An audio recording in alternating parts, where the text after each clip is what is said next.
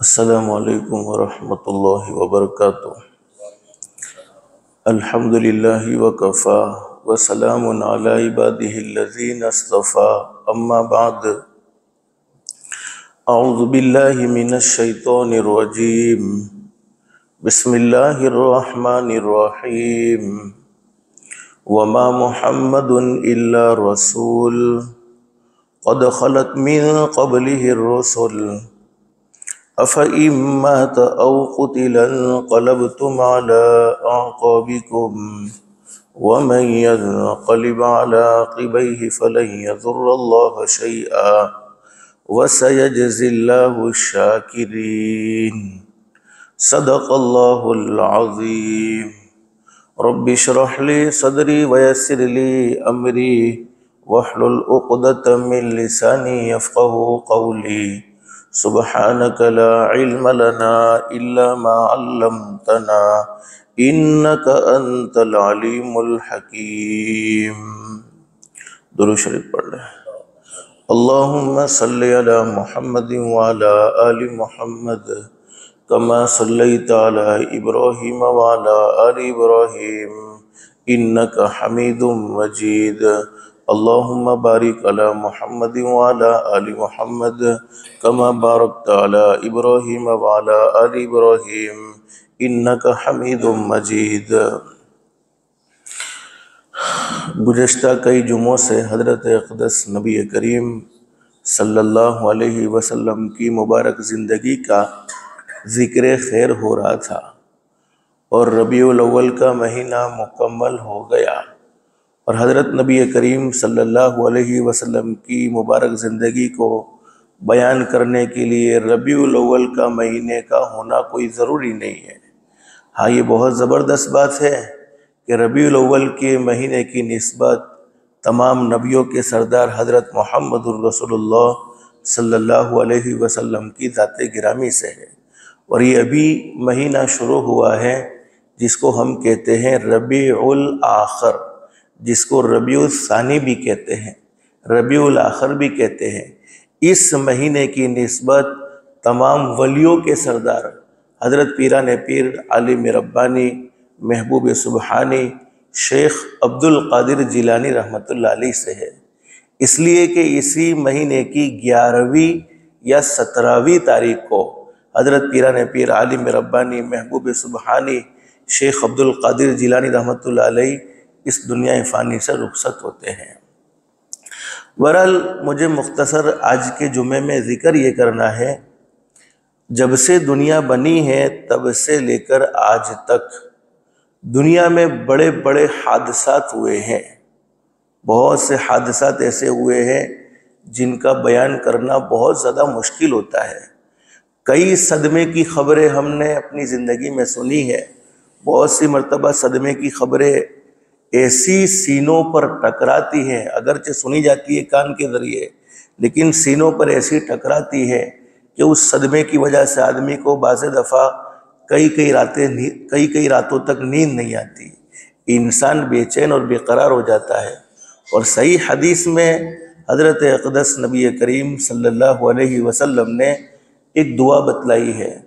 دنیا کی زندگی میں تکلیف بھی ہے، راحت بھی ہے، خوشی بھی ہے، غم بھی ہے، پریشانیاں بھی ہے، اور اللہ رب العالمین کی طرف سے آسانیاں بھی ہے۔ مختلف حالتیں دنیا کی زندگی میں مختلف لوگوں کی ہوتی ہے۔ کبھی کبھی ایسی زندگی میں تکلیف ہو جس سے آدمی کا دل بے چین اور بے قرار ہو جائے، آدمی کو چین سکون نہ آتا ہو، دل بے چین اور بے قراری میں گزرتا ہو، یعنی لائف بے چینی اور بے قراری میں گزرتی ہو دل کی وجہ سے کہ دل میں چین سکون نہیں ہے، اور یہ دل کا چین سکون یہ اللہ کی بہت بڑی نعمت ہے۔ حضرت نبی کریم صلی اللہ علیہ وسلم کو جب حد سے زیادہ صدمہ ہوتا تھا، حد سے زیادہ کوئی چیز آپ کو پریشان کرتی تھی، اور یہ بھی عقیدے کی بات ہے، ہمارے آقا حضرت محمد الرسول اللہ صلی اللہ علیہ وسلم بولو انسانوں میں سے، آپ کے ساتھ بھی تکلیفیں رہی ہیں، آپ کے ساتھ بھی راحتیں رہی ہیں، آپ کو بھی پریشانیوں کا سامنا کرنا پڑا ہے۔ ہاں، یہ الگ بات ہے کہ ہم جیسے انسان نہیں ہیں بلکہ آپ خیر البشر ہے، تو حضور اقدس صلی اللہ علیہ وسلم کو جب کوئی خبر، جب کوئی بات حد سے زیادہ بے چین اور بے قرار کر دیتی تھی تو ہمارے آقا تاجدار مدینہ محمد الرسول اللہ صلی اللہ علیہ وسلم ایک دعا کو پڑھنے کا اہتمام کرتے تھے۔ وہ دعا یہ ہے، یا حیو یا قیوم، یہ دو اللہ کے نام ہے، یا حیو یا قیوم۔ حیو یعنی زندہ رہنے والا، اللہ کو بولو کبھی موت آنے والی نہیں ہے۔ آیت الکرسی میں ہم پڑھتے ہیں کہ اللہ پاک بولو کبھی سوتا نہیں ہے، اللہ کو کبھی موت آنے والی نہیں ہے۔ یا حیو یا قیوم، اور ہمیشہ رہنے والا، طاقتور ہے، اللہ سے بڑھ کر بولو کوئی طاقتور نہیں ہے۔ اللہ زندہ بھی رہنے والا ہے، اللہ ہمیشہ ہمیشہ رہنے والا ہے۔ برحمتک استغیث، اگر اپنے لیے پڑھے اور پوری فیملی پریشان ہے، تمام کے تمام گھر والے پریشان ہیں اور ایسی پریشانی میں مبتلا ہوئے ہیں کہ نکلنے کا کوئی راستہ نہیں ملتا، تو برحمتک استغیث کے بجائے نستغیث پڑھے، جس کی برکت سے اللہ پاک دلوں کو چین سکون نصیب فرما دیں گے۔ بولو دل کا چین سکون اللہ کے سوا کوئی نہیں دے سکتا۔ آپ کسی ڈاکٹر کے پاس جائے اور کہے کہ بھائی مجھے ڈاکٹر صاحب کوئی تکلیف نہیں ہے لیکن دل بے چین اور بے قرار ہے، تو ڈاکٹر خود کہے گا کہ ایسی کوئی دوا میرے کو تم دے دو، مجھے بھی یہی پرابلم ہے۔ حالانکہ وہ سکون بولو کون دے سکتا ہے؟ اللہ ہی دے سکتا ہے۔ تو میں اصل کہنا یہ چاہتا تھا کہ دنیا میں بڑے بڑے حادثات ہوئے ہیں، بڑی بڑی صدمے کی خبریں ہم نے سنی ہے۔ سب سے بڑا حادثہ ربیع الاول کی مہینے میں، ربیع الاول کی 12ویں تاریخ کو حضرت اقدس نبی کریم صلی اللہ علیہ وسلم کا اس دنیا فانی سے پردہ فرما جانا، دنیا فانی کو رخصت کر دینا، دنیا فانی سے الوداع ہو جانا، یہ حضرت نبی کریم صلی اللہ علیہ وسلم کا جو دنیا سے جانا، یہ تاریخ کا بولو سب سے بڑا حادثہ، اس سے بڑا حادثہ کوئی نہیں۔ اب کچھ پوائنٹ کی باتیں سنیں، پھر آئندہ جمعہ سے ہم ایک نئے مضمون کو انشاءاللہ شروع کریں گے جو بہت دلچسپ مضمون ہوگا اور ہماری اصلاح کے لیے الحمدللہ وہ مضمون کافی ہوگا۔ حضرت نبی کریم صلی اللہ علیہ وسلم نے آخری حج فرمایا، دعا کرو اللہ ہم سب کو بھی حج مقبول اور حج مبرور نصیب فرمائے۔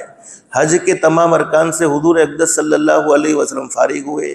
عرفات کے میدان میں صحابہ کرام کا 1,24,000 سے بھی زائد کا بولو مجمع موجود ہے۔ حضرت نبی کریم صلی اللہ علیہ وسلم نے چھوٹی سی زندگی میں کم وقت میں بہت بڑی جماعت کو بولو تیار کر دیا، اور حضور اقدس صلی اللہ علیہ وسلم نے عرفات کے میدان میں صحابہ کرام کے درمیان میں آپ اونٹنی پر سوار تھے، بہت ساری باتیں بیان فرمائی۔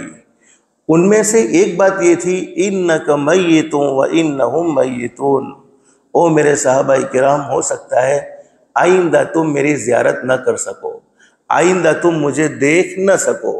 بہت ساری باتیں بیان فرمائی، لیکن ان باتوں میں کچھ نصیحتیں فرمائی کہ آپس میں محبت کے ساتھ رہنا، نمازوں کو کبھی نہ چھوڑنا، سودی معاملے میں کبھی نہ پڑنا، اپنی بیویوں پر کبھی ظلم نہ کرنا، اپنے ماتحتوں کے ساتھ احسان کا معاملہ کرنا۔ حضرت نبی کریم صلی اللہ علیہ وسلم کا وہ تاریخی بیان۔ پھر حضور نے ایک جملہ کہہ دیا، اِنَّكَ مَيِّتٌ وَإِنَّهُمْ مَيِّتُونَ، میرے صحابہ کرام ہو سکتا ہے کہ آئندہ تم میری زیارت نہیں کر سکو گے، ہو سکتا ہے میں تمہارے درمیان میں نہ رہوں۔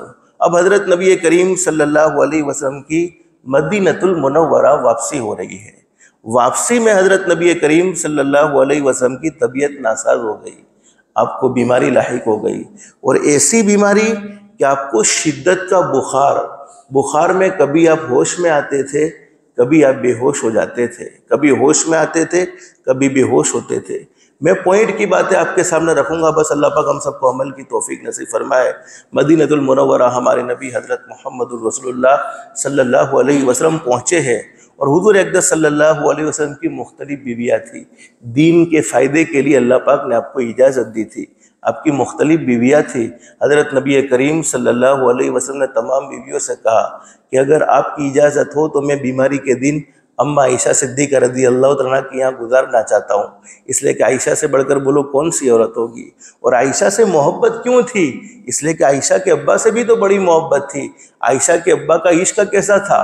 بلکہ علماء فرماتے ہیں کہ پوری امت کی محبت کو ایک طرف رکھو، اور حضرت ابو بکر صدیق رضی اللہ تعالیٰ عنہ کی محبت کو ایک طرف رکھو تو حضرت ابو بکر صدیق رضی اللہ تعالیٰ عنہ کی محبت پوری امت کی محبت پر بھاری ہوگی۔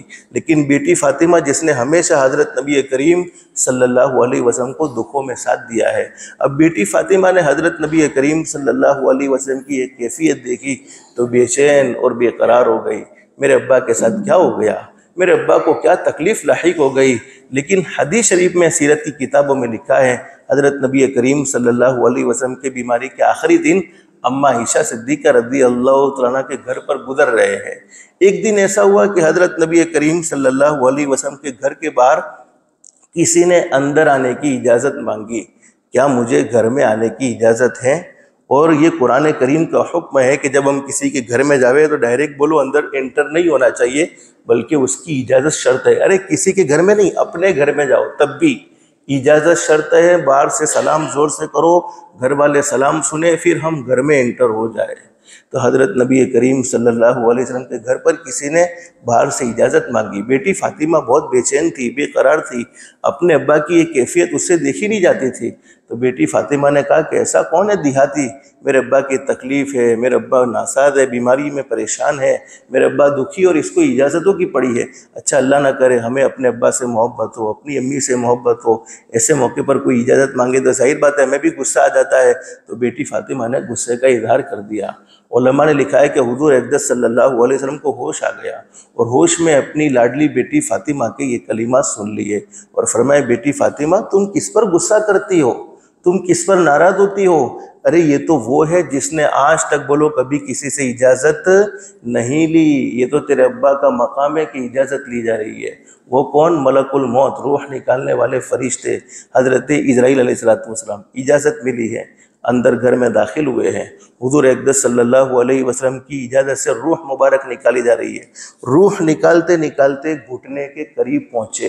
علماء جانتے، حدیث شریف میں لکھا ہے جب آدمی نے اپنی زندگی اللہ کو ناراض کرنے میں گزاری ہوتی ہے، گناہوں میں گزاری ہوتی ہے، حرام کھانے میں، حرام کمانے میں، نفرتیں پھیلانے میں، کسی کے دل کے ٹکڑے ٹکڑے کرنے میں، دشمنیوں میں زندگی گزاری ہوتی ہے، تو روح نکالنے والے فرشتے کبھی روح کو گھٹنوں میں روک کر عذاب دیتے ہیں، کبھی ران میں روک کر عذاب دیتے ہیں، کبھی پیٹ میں روک کر عذاب دیتے ہیں، کبھی سینے میں روک کر عذاب دیتے ہیں، کبھی حلق میں روک کر عذاب دیتے ہیں۔ اور جس نے اپنی زندگی اللہ کو راضی کر کے گزاری ہوتی ہے، اس کی روح کو اتنا آسانی سے نکالا جاتا ہے جیسے آٹے میں سے بال کو نکالا جاتا ہے۔ لیکن ہمارے نبی سے بڑھ کر بولو کسی کی مقدس زندگی ہوگی، کسی کی پاکیزہ زندگی ہوگی؟ نہیں۔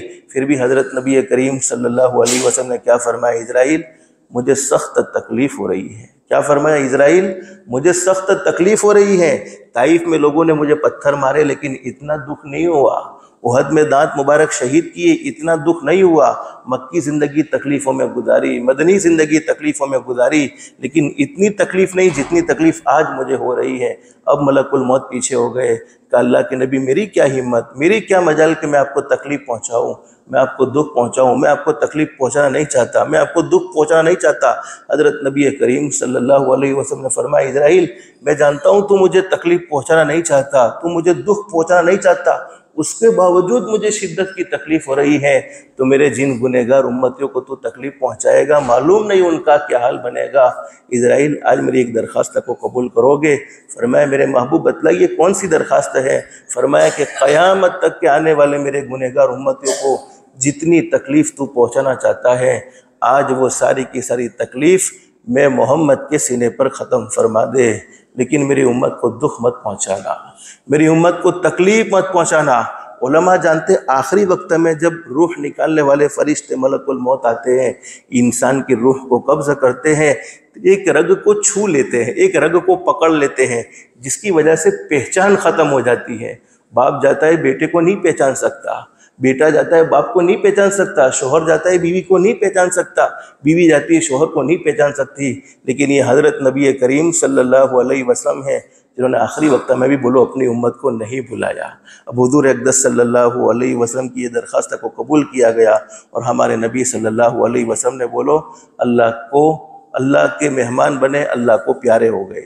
باتیں بہت ساری ہے کہ حضور کے دنیا سے جانے سے پہلے کے کیا حالات تھے، دنیا سے جانے کے بعد کیا ہوا، لیکن صحابہ کرام میں ایک دکھ، ایک صدمہ، اس درجے کا تھا، پوری مسجد نبی رونے سے گونج رہی تھی، بلکہ ہر صحابی ایک دوسرے سے کہتا تھا تجھے معلوم ہے ہمارے نبی کا مبارک جنازہ رکھا ہوا ہے، مسجد میں لایا گیا، ہر صحابی ایک دوسرے سے کہتے تھے یہ میرے نبی جو آرام فرما رہے ہیں مجھ سے بہت محبت کرتے تھے، دوسرے صحابی کہتے مجھ سے بہت محبت کرتے تھے، تیسرے صحابی کہتے ارے میرے نبی نے تو مجھ پر اتنا بڑا احسان کیا ہے کہ میں زندگی بھر اس احسان کا بدلہ نہیں دے سکتا، یہاں تک کہ نتیجہ یہ ہوا کہ نبی کریم صلی اللہ علیہ وسلم سب سے محبت کرتے تھے۔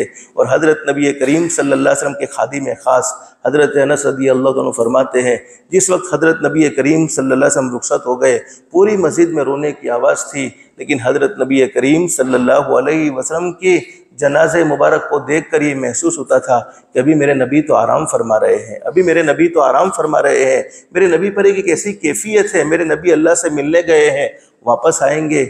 لیکن حضرت انس رضی اللہ عنہ کیا فرماتے ہیں، حضرت نبی کریم صلی اللہ علیہ وسلم جس اونٹنی پر سوار ہوتے تھے علماء نے اس اونٹنی کا نام قصوہ بیان کیا ہے کہ وہ اونٹنی بھی مسجد نبی کے باہر دھاڑے مار مار کر رو رہی تھی۔ اور حضرت انس رضی اللہ عنہ فرماتے ہیں کہ مجھ میں 20 سال کا تھا، مجھ میں کھڑے رہنے کی طاقت نہیں تھی، میں اپنے گھٹنوں کے بل مدینے کے بازار میں گھسیٹتا ہوا چلتا تھا، ہر گھر سے دودھ پیتے بچے کے رونے کی آواز آ رہی تھی، میں نے کہا کہ یہ مدینے کی ماؤں کو کیا ہو گیا ہے، یہ بچوں کو دودھ کیوں نہیں پلاتی؟ تو ساری ماؤں نے کہا جب سے نبی کے انتقال کی خبر آئی ہے بچوں نے دودھ پینا بھی چھوڑ دیا ہے۔ تو اصل میں بتلانا یہ چاہتا ہوں کہ سب سے بڑا حادثہ اگر تاریخ کا کوئی ہے تو وہ حضرت نبی کریم صلی اللہ علیہ وسلم کا اس دنیا فانی سے رخصت ہونا ہے۔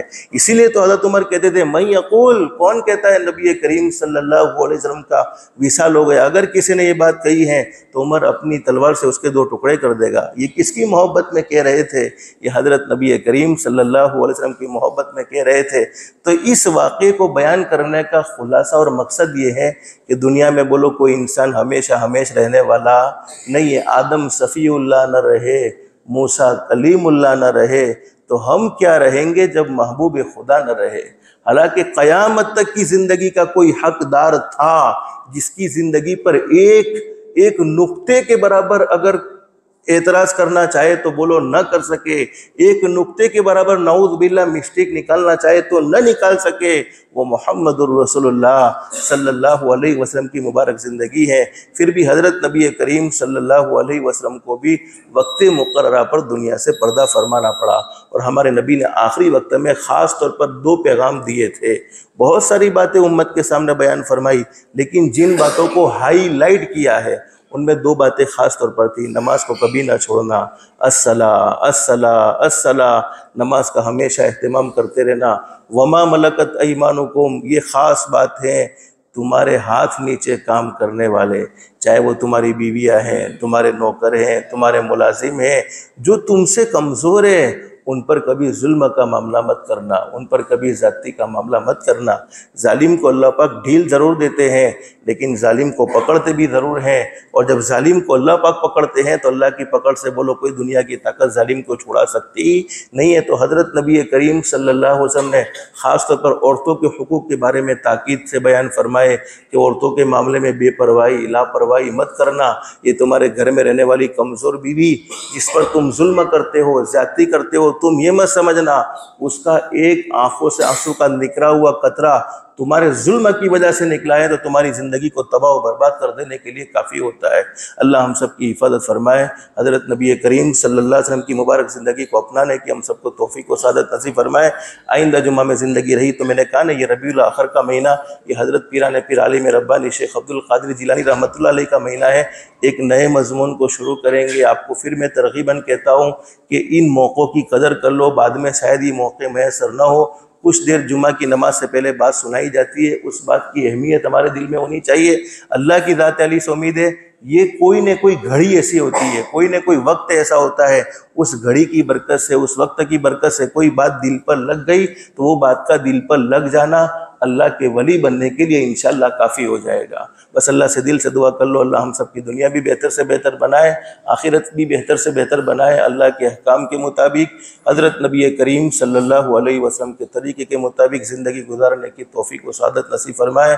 اللہ پاک ہم سب کو کہنے سننے سے زیادہ اخلاص، استخلاص اور استقامت کے ساتھ عمل کی توفیق نصیب فرمائے۔ آمین یا رب العالمین، وآخر دعوانا ان الحمد للہ رب العالمین۔